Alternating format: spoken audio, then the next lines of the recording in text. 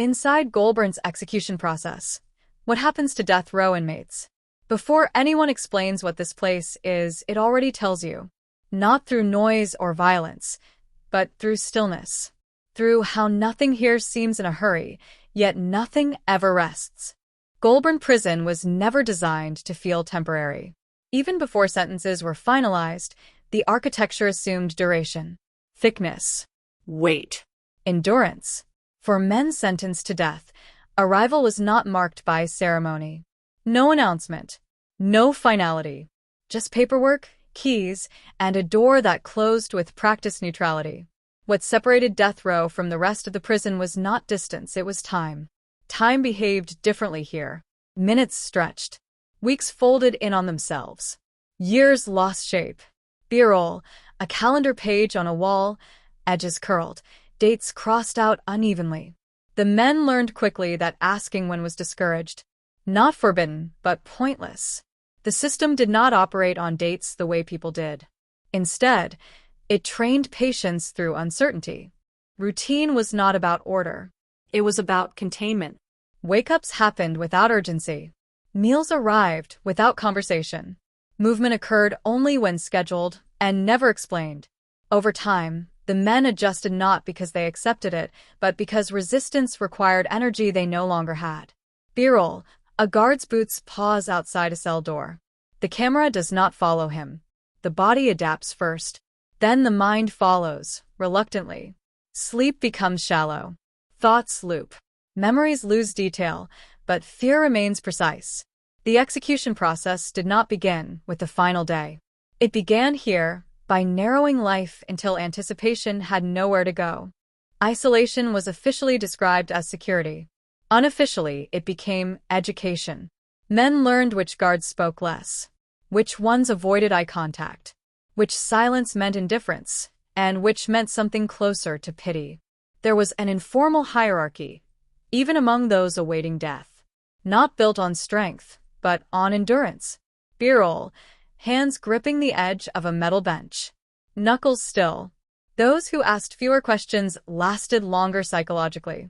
Those who stopped marking time were considered stable. Stability, here, meant not reacting. The most disorienting part of the execution process was that it rarely announced itself. No countdown. No visible preparation. Men were told when necessary, which was never clarified. This created a permanent state of readiness. Not hope. Readiness. B-roll, a folded uniform laid on a chair untouched. Every sound could be procedural. Every footstep could be routine or final. The mind learned to live in fragments, to avoid imagining the end while never fully dismissing it. The true impact of Goulburn's execution process was never confined to the chamber itself. It lived in the slow erosion, in the way voices softened, in how memories stopped being revisited because they hurt too much to maintain. Even those who were eventually spared did not leave intact. Time here did not return what it took. B-roll, a door closing, filmed from a distance. The sound echoes longer than expected. Places like this are often discussed in terms of justice, deterrence, or procedure. But those ideas never lived inside these walls. What lived here was waiting.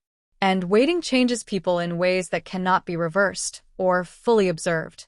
The execution process did not end when a sentence was carried out or overturned. It ended only when the waiting stopped. And by then, something essential had already been taken. B-roll, the corridor from the opening shot.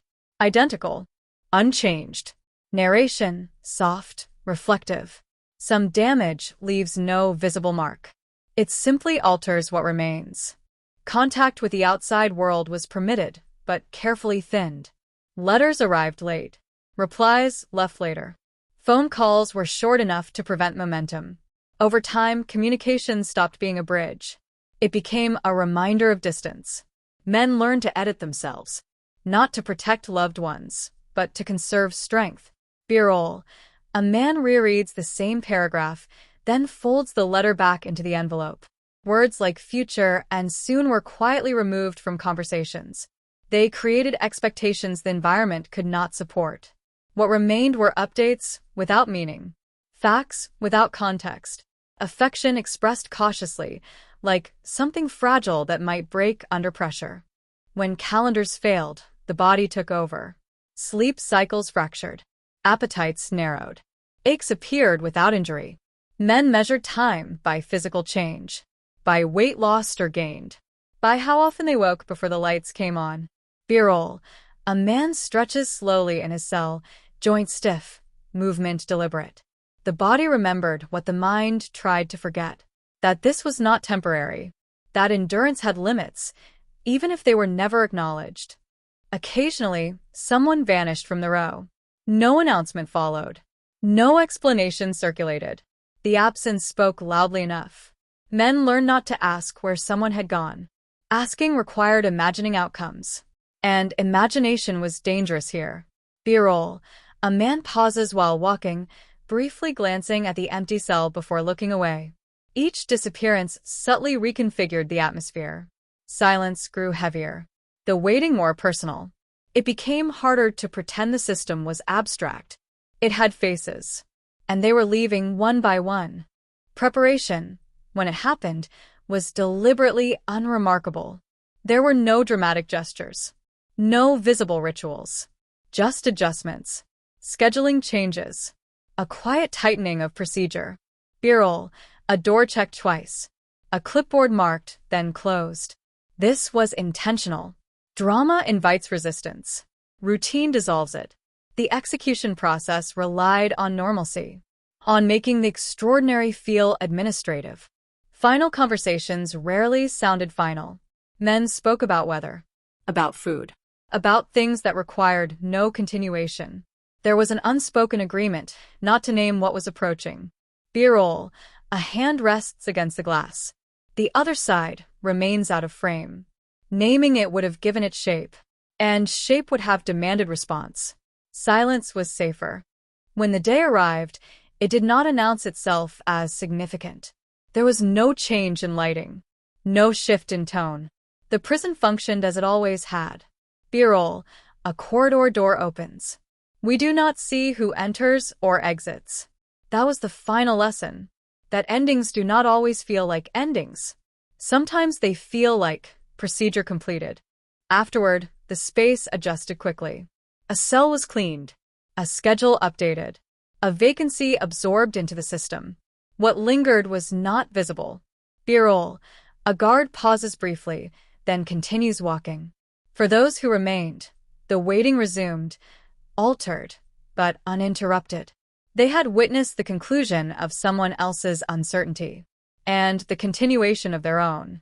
The execution process is often described as a moment, a date, an act. But inside this place, it was something else entirely. It was a condition, a prolonged state of psychological exposure. The damage did not arrive suddenly. It accumulated, quietly, efficiently, and without spectacle. B-roll. The wall fades into shadow. The camera does not move. Even long after the system that created it changes, the imprint remains.